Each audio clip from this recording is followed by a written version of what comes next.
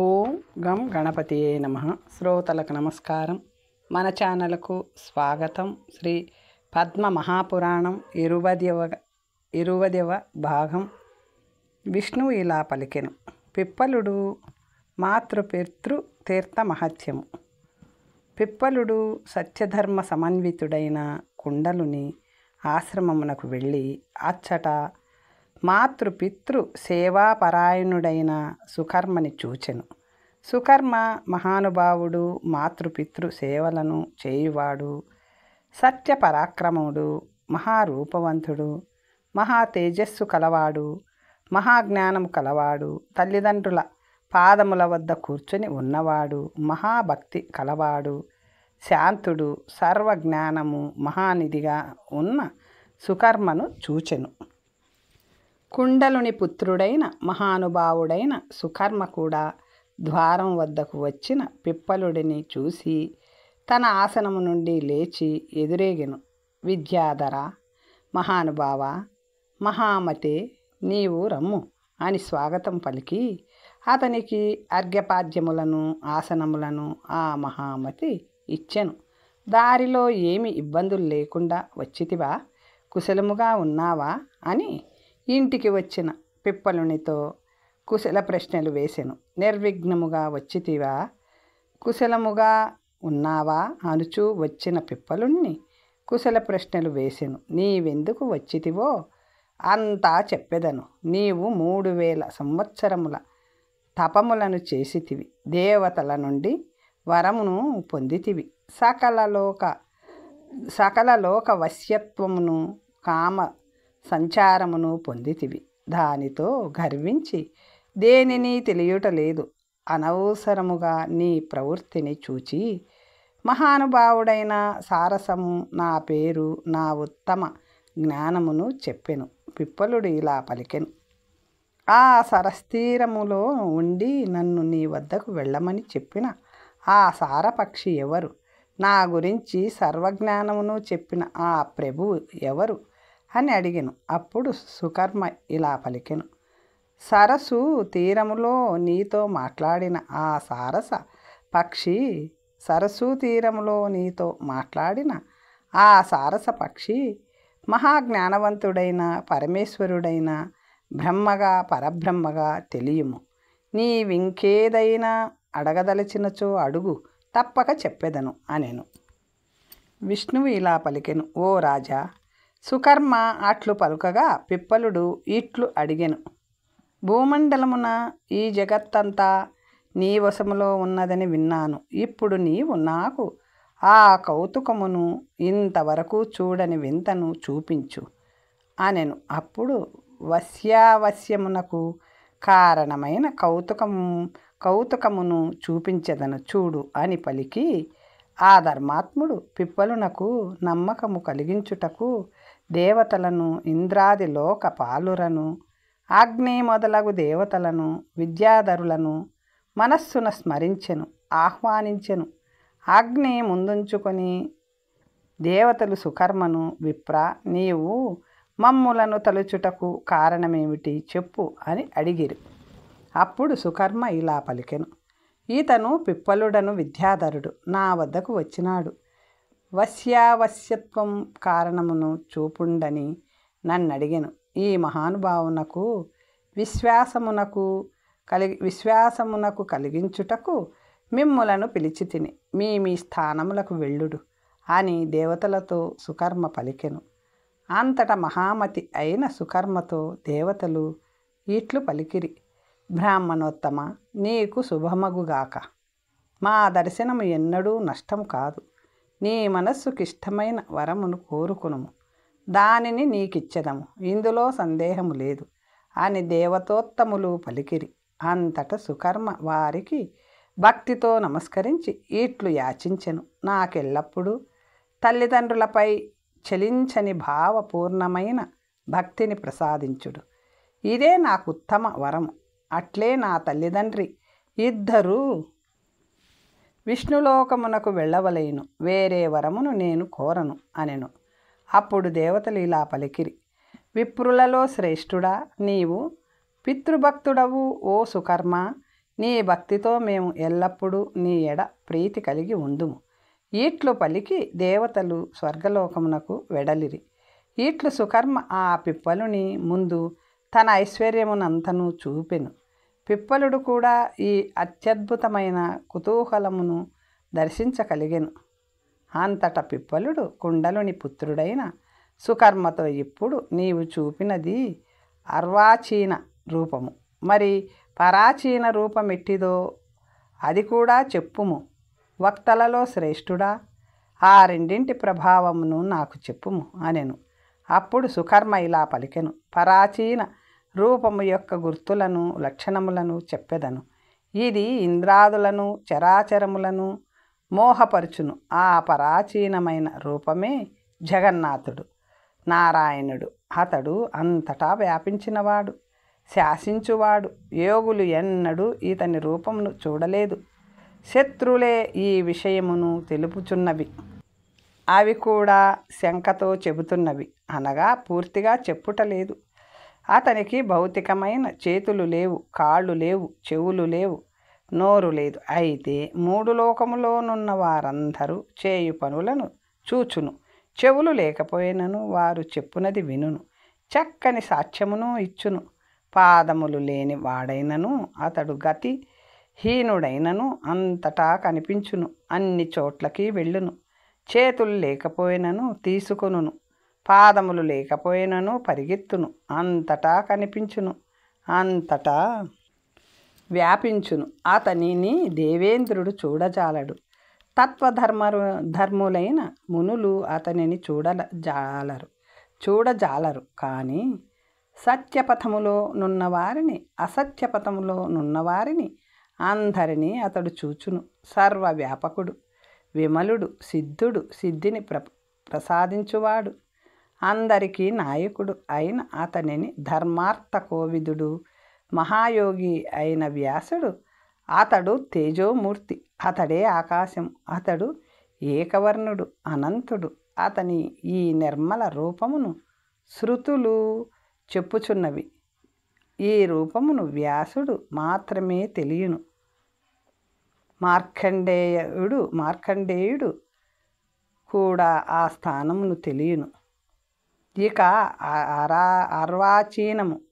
అర్వాచీనము గురించి చెప్పెదను. ఏకాగ్ర చిత్తముతో వినుము.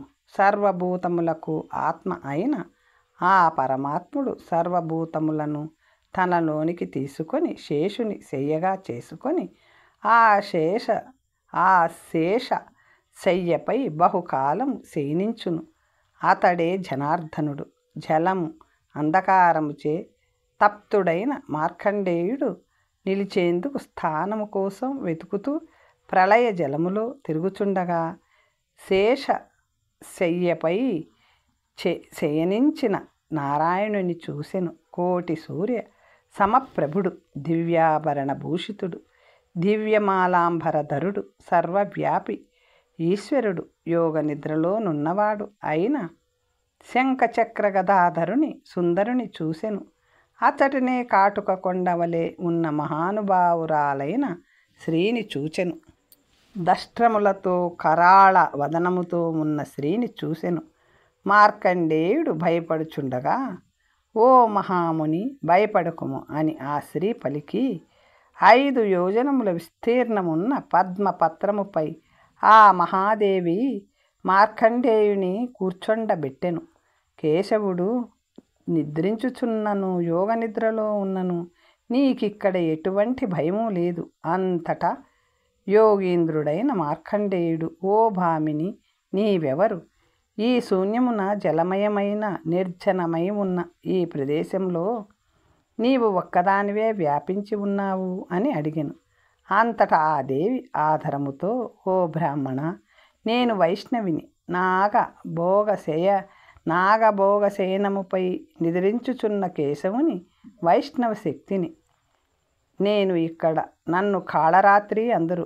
నన్ను సర్వమాయా సమన్వితురాలిగా తెలియము. పురాణములలో జగత్తును మోహింపజేయు మహామాయగా వర్ణింపబడిన దానను నేనే.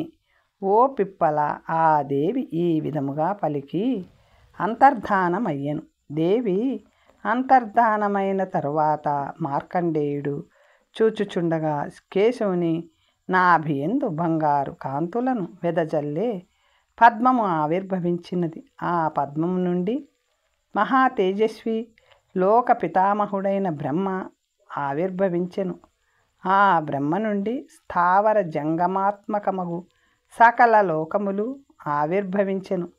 ఇంద్రాది లోకపాలకులు అగ్నన్యాది దేవతలు ఆవిర్భవించిరి.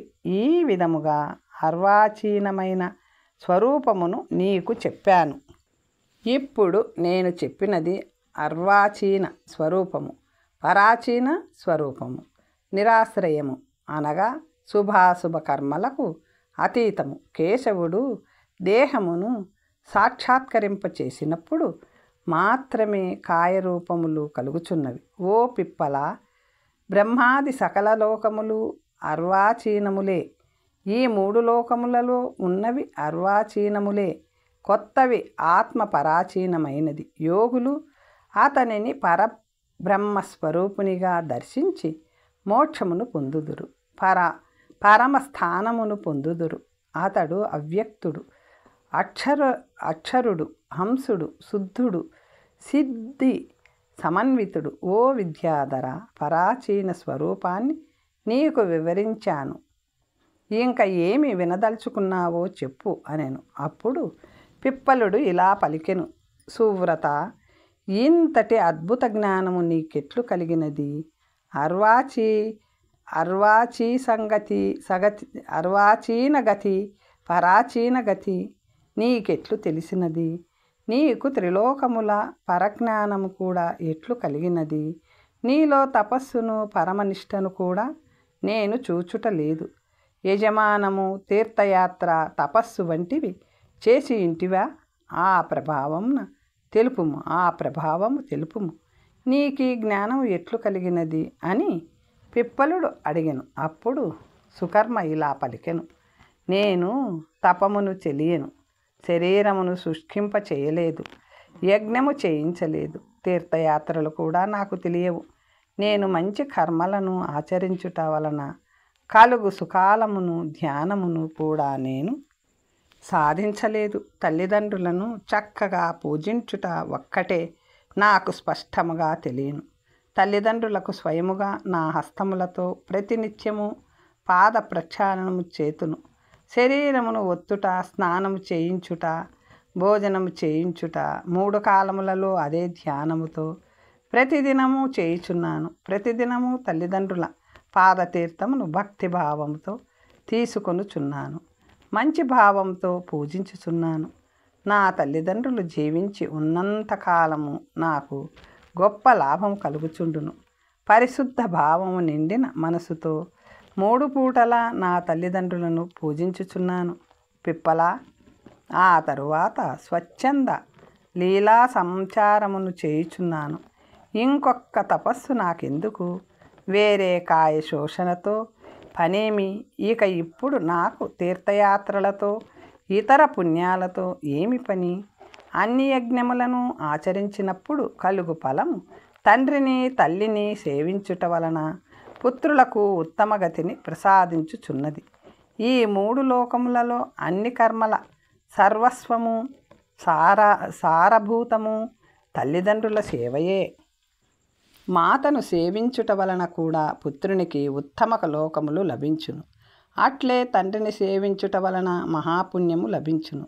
తల్లిదండ్రులున్న చోటే పుత్రునికి గంగా తీర్థము, అదే పుష్కరము. ఇందులో సందేహము లేదు. పలు విధములైన ఇతర పుణ్యతీర్థములు కూడా పుత్రునికి తల్లిదండ్రుల సేవ వలన లభించును. తల్లిదండ్రులను సేవించుట వలన దాన ఫలము, తపస్సు ఫలము సత్పుత్రునికి లభించును. ఇతర ధర్మములన్నీ శ్రమతో కూడుకున్నవి. పితృ శుశ్రూష వలన పుత్రుడు ఉత్తమమైన ఫలమును పొందును. అదే ఇహపరములలో ఉత్తమ ఫలమును ఇచ్చును. ఉత్తమ కర్మ తల్లిదండ్రులకు జీవించి ఉన్నప్పుడు పుత్రుడు చేయు శుశ్రూషకు లభించు ఫలమును చెప్పెదను. దేవతలు సంతోషించుదురు, పుణ్యవత్సలుడైన ఋషులు కూడా సంతోషింతురు. తల్లిదండ్రులను సేవించుట వలన 3 లోకములు తుష్టులగుర్దురు. తల్లిదండ్రులు పాదములను ప్రతిరోజు ప్రక్షాళన చేయువానికి నిత్యము గంగా స్నానము చేసిన ఫలము లభించును. ప్రతిరోజు భక్తితో తల్లిదండ్రులకు పానీయములతో మృష్టాన్న భోజనము తినిపించువానికి కలుగు ఫలితమును చెప్పెదను విను. అతనికి అశ్వమేధ యజ్ఞఫలము లభించును. వస్త్రములతో, తాంబూలములతో, వివిధ పానీయములతో, భక్తితో, అన్నముతో తల్లిదండ్రులను పూజించువాడు సర్వజ్ఞుడగును. యశస్సును, కీర్తిని పొందును. తల్లిదండ్రులను చూచి సంతోషంతో పలుకరించవలయను. వారు ఇంటిలో ఆనందముతో నివసించిన నవనిధులు వారు పుత్రులను పిల్లలను ప్రేమించే గోవులు సదా ఆనందమును కలిగింతురు. మాతాపితలను సేవించుట వలన కలుగు ఫలితములు. సుకర్మ ఇలా పలికెను. ఓ ద్విజశ్రేష్ఠ, తల్లిదండ్రులకు స్నానము చేయించున్నప్పుడు వారి శరీరము నుండి నీటి బిందువులు పుత్రుని శరీరంపై పడినచో సర్వతీర్థములలో స్నానం చేసిన ఫలమును పొందును. పతితుడు, వికలుడు, తన పనులు తాను చేసుకోలేని వృద్ధుడు, వ్యాధి పీడితుడు, కుష్ఠవ్యాధి పీడితుడు అయిన తల్లిని, తండ్రిని సేవించువానికి లభించు పుణ్యఫలమును చెప్పెదను వినుడు అనెను. అప్పుడు అటువంటి పుత్రుని యందు విష్ణువు ప్రసన్నుడగును, సందేహము లేదు. యోగులకు కూడా అసాధ్యమైన వైష్ణవలోకమును పొందును. ఇక వృద్ధులైన తల్లిదండ్రులు పిలిచినప్పుడు వెళ్ళని పుత్రుడు పొందు పాపఫలమును నీకిప్పుడు చెప్పెదను. వికలులు, దీనులు, వృద్ధులు, మహారోగంతో బాధపడుచున్న తల్లిదండ్రులను పరిత్యజించిన పెద్దలు, వృద్ధులైన తల్లిదండ్రులు పిలిచినప్పుడు రాని పుత్రుడు మలమును భుజించు గ్రామ సూకరముగా పుట్టును. ఇందులో సందేహము లేదు. ఇట్లు 1000 జన్మలు గ్రామసూకరముగా పుట్టిన తరువాత కుక్కగా పుట్టును. పుత్రుని ఇంటిలో ఉన్న తల్లిదండ్రులు భుజించకుండా పుత్రుడు భుజించినచో 1000 జన్మలు మలమూత్రములను భుజించువాడుగా పుట్టును. 200 జన్మలు పాపి అయి కృష్ణ సర్పముగా పుట్టును. వృద్ధులైన తల్లిదండ్రులను అవమానించి ప్రవర్తించిన వాడు 100,000,000 జన్మలలో సొరచేపలుగా పుట్టును. కఠినమైన మాటలచే తల్లిదండ్రులను బాధించువాడు పాపి అయిన పులిగా, తరువాత భల్లూకముగా పుట్టును. దుష్టబుద్ధి అయిన పుత్రుడు తల్లిదండ్రులను పూజించని వాడు 1000 యుగములు కుంభీపాకములో వసించును. పుత్రులకు తల్లిదండ్రులతో సమానమైన తీర్థము మరి ఒకటి లేదు. ఓ మహాప్రాజ్ఞ, ఇహపరములలో తరించుటకు హితమునకు నేను పితృదేవుని పూజించుచున్నాను. మాతృదేవతను కూడా సర్వదా పూజించుచున్నాను. కావుననే నేను యోగాయోగిని అయితిని. తల్లిదండ్రుల అనుగ్రహముతో ఉత్తమ జ్ఞానము నాకు కలిగినది. 3 లోకములు నాకు వశ్యములైనవి. అర్వాచీన జ్ఞానమును, వాసుదేవుని పరాచీన జ్ఞానమును దేవదేవుని అనుగ్రహము వలన తెలిసికొనగలిగితిని. ఇదంతయు తల్లిదండ్రుల అనుగ్రహము వలనని. ఏ బుద్ధివంతుడు తల్లిదండ్రులను పూజించడు? ఓ బ్రాహ్మణ, తల్లిదండ్రులను పూజించని వాడు సాంగోపాంగముగా వేదము యొక్క అంగములు, ఉపాంగములు, వేదములను అభ్యసించుట వలన ఏమి ప్రయోజనము? తల్లిని పూజించని వాడు చదివిన వేదములు నిరర్థకములు. తల్లిదండ్రులను పూజించని వారు ఆచరించు యజ్ఞములు, దానములు వ్యర్థము. గృహస్థునిగా ఉండి ఇంట్లో తండ్రిని పూజించని వాడు చేసిన పుణ్యములు వ్యర్థము. తల్లిదండ్రులను సేవించుట పుత్రుని ధర్మం. నరులలో తల్లిదండ్రులే తీర్థము. తల్లిదండ్రుల సేవయే పుత్రుడకు మోక్షము. ఇదియే తన జన్మకు ఫలం. మాతాపితృ సేవయే పుత్రులకు యజ్ఞము, దానము. ఇందులో సందేహము లేదు. భక్తిభావ తత్పరుడై ప్రతిదినము తండ్రిని నిత్యము పూజించవలేను. అట్లు చేసిన వానికి పూర్వము చెప్పిన ఫలమంతయు కలుగును. తల్లిని పూజించిన వానికి దానఫలము, తీర్థయాత్రా ఫలము, యజ్ఞఫలము కూడా లభించును. ఇందులో సందేహము లేదు.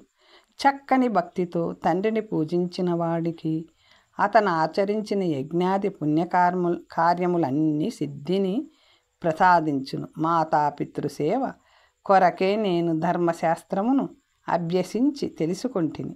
పిప్పల విను, ఎల్లప్పుడూ పుత్రుడు పితృభక్తిపరుడు కావలేను.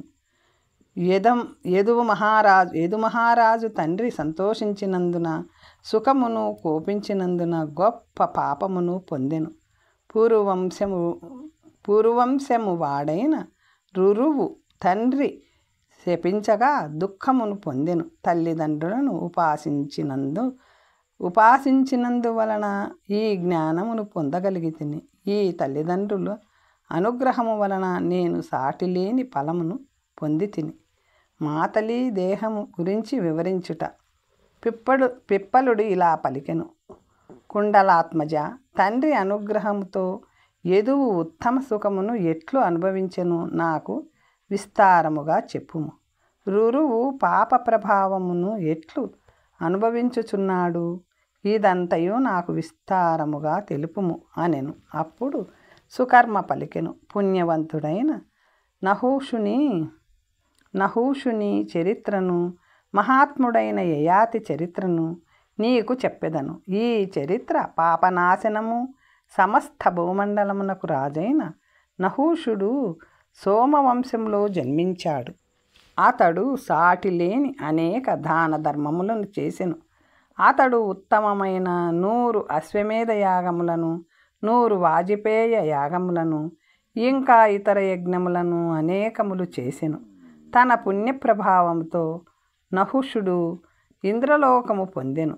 ధర్మగుణోపేతుడు, సత్య సంపన్నుడు, ధర్మవీర్యుడు, మహామతి అయిన యయాతిని నహుషుడు ప్రజాపాలునిగా రాజుగా చేసెను. తాను ఇంద్ర పదవిని పొందెను. సత్య సంపన్నుడైన యయాతి ప్రజలను ధర్మముగా పాలించుచుండెను. ప్రజాకార్యములను స్వయముగానే చూచుచుండెను. ఉత్తమ ధర్మములను వినుచు యజ్ఞములను స్వయముగా ఆచరించెను. యజ్ఞములను, తీర్థయాత్రలను, పుణ్యకరములైన దానములను చేసెను. సత్యధర్మములతో 80,000 సంవత్సరములు చక్కగా రాజ్యమును పరిపాలించెను. అంతకాలము ధర్మముగా మహాత్ముడైన యయాతి పాలన సాగినది. అతనికి బలవంతులు, వీర్యవంతులు అయిన 4 కుమారులు కలిగిరి. వారి పేర్లు చెబుతాను, విను.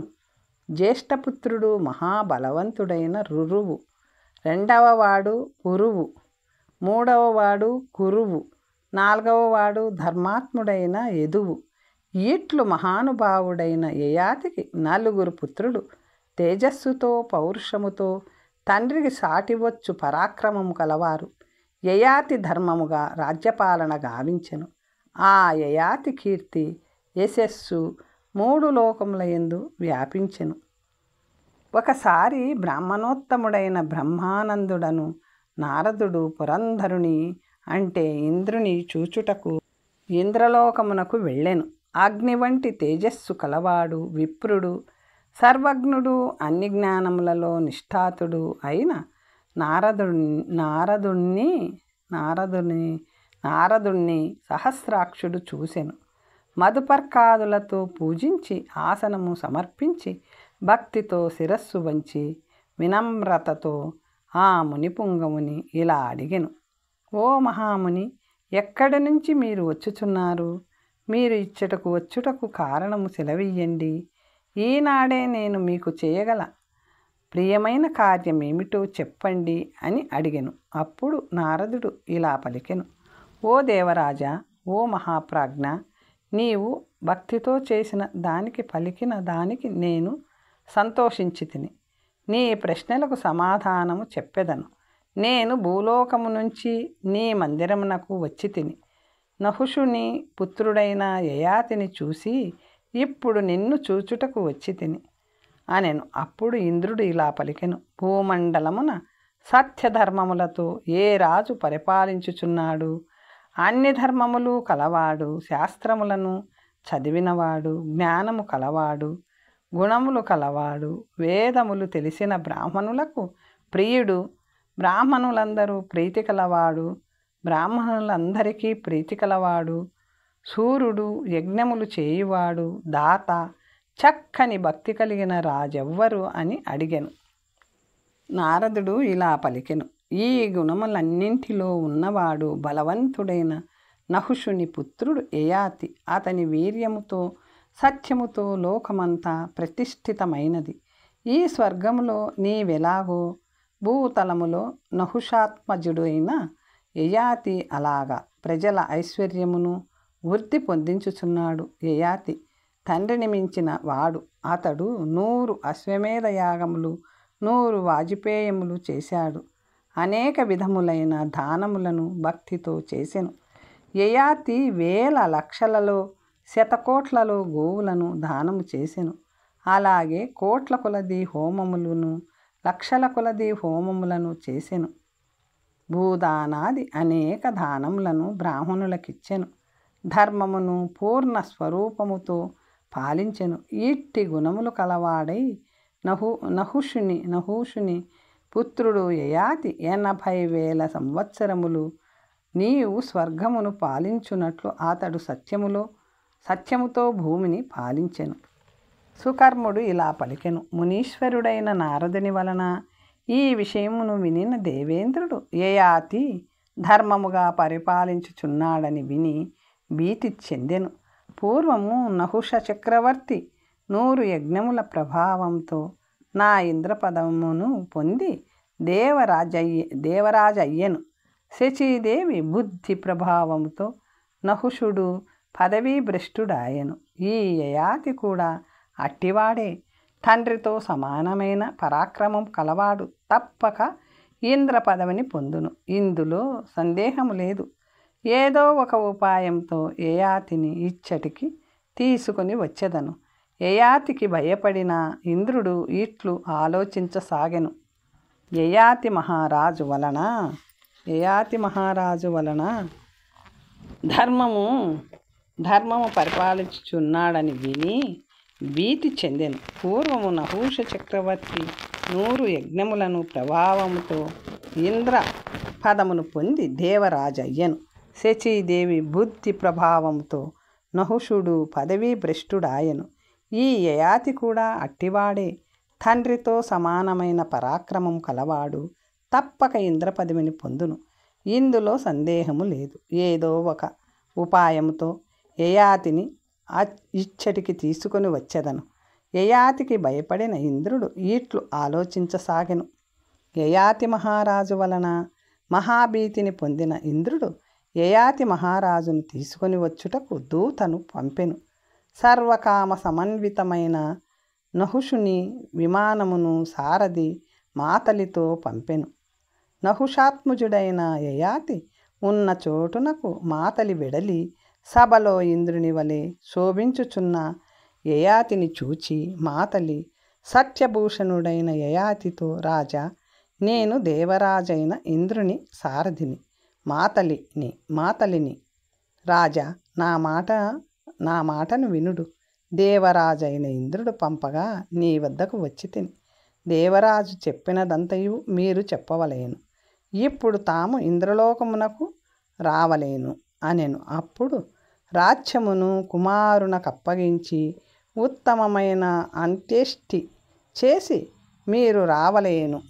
ఓ నహుషాత్మజ, మహాతేజోవంతుడైన ఇల్లుడు అక్కడే ఉన్నాడు. మహావీర్యుడైన పురూరవుడు, మహామనస్వి అయిన విప్రచిత్తి, శిబి చక్రవర్తి, మనువు, ఇక్ష్వాకు మహారాజు, మేధావి అయిన సగరుడు, నీ తండ్రి నహుషుడు, కృతజ్ఞ గుణము గల ఋతువీర్యుడు, శంతనుడు, భరతుడు, యవనాశ్యుడు, నరేశ్వరుడైన కార్తవీర్యుడు అక్కడ ఉన్నారు. వీరందరూ అనేక యజ్ఞములు చేసి స్వర్గములో సుఖములను అనుభవించుచున్నారు. యజ్ఞకర్మ తత్పరులైన రాజులు ఎందరో వారు ఆచరించిన కర్మల ఫలముగా దివిలో చంద్రుని వలె వారందరూ ఇంద్రునితో ఆనందించుచున్నారు. నీవు సర్వధర్మజ్ఞుడవు, సర్వధర్మములలో సంస్థితుడైన వాడవు. శక్రునితో పాటు స్వర్గములో సుఖమును అనుభవించుచు యయాతి ఇలా పలికెను, నీవు ఇంద్రుడు నన్ను స్వర్గమునకు రమ్మని అర్థించుచున్నంత పుణ్యము నేనేమి చేశాను, అదంతా నాకు చెప్పు అనెను. అప్పుడు మాతలి ఇలా పలికెను, ఓ రాజా, మీరు దాన పుణ్యాది కర్మలు యజ్ఞములు 80,000 సంవత్సరముల కాలం చేశావు. ఆ పుణ్యకర్మల ఫలముగా మీరు స్వర్గమునకు వెళ్ళుడు. ఓ భూపతి, మీరు ఇంద్రునితో సఖ్యము చెయ్యండి, దేవలోకమునకు వెళ్ళుడు. ఓ మహామతి, పంచభూతాత్మకమైన ఈ శరీరమును భూమిపై వదలండి, దివ్య రూపమును పొంది స్వర్గభోగములు అనుభవించుడు.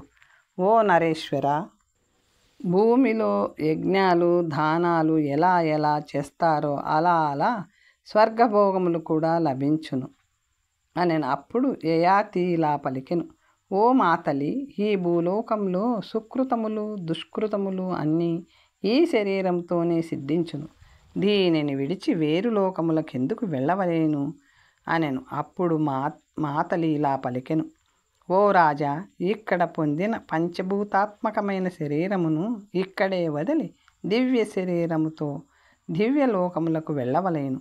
పాపములు పుణ్యములు సాధించిన ఇతర మానవులు కూడా వారి శరీరమును ఇక్కడే విడిచి అధోలోకములకు కానీ ఊర్ధ్వలోకములకు కానీ వెళ్ళుచున్నారు. తర్వాత కథ వచ్చే భాగంలో తెలుసుకుందాం. నమస్తే.